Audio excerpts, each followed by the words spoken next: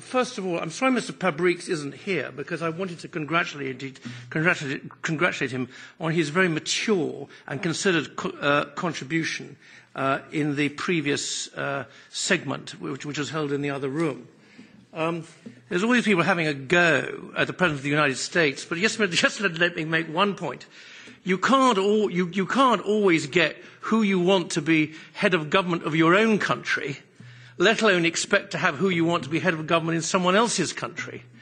So all these cheap shots that people make don't really accomplish absolutely nothing, and don't really belong in a colloquy of elected officials in a Trade and Foreign Relations Committee.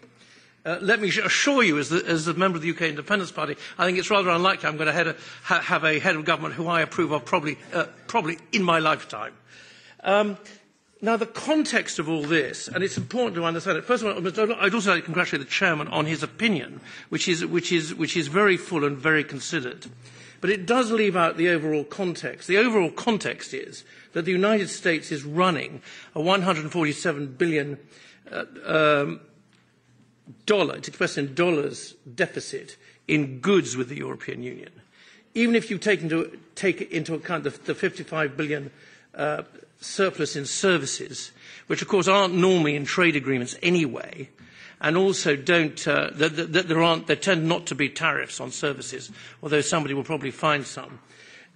The fact of the matter is that is the overall context in which this dialogue between the EU and the President of the United States and the representative of the President of the United States is actually taking place.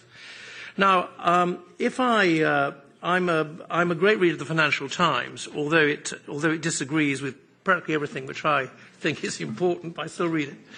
And the distinguished German commentator in the Financial Times, Wolfgang Monkau, who's normally published on our Mondays, makes the point over and over and over and over and over again, with great clarity and intellectual precision and backed up by facts. We haven't had very many facts that people have contributed thus far, that Germany is just running too large a surplus in exports of goods.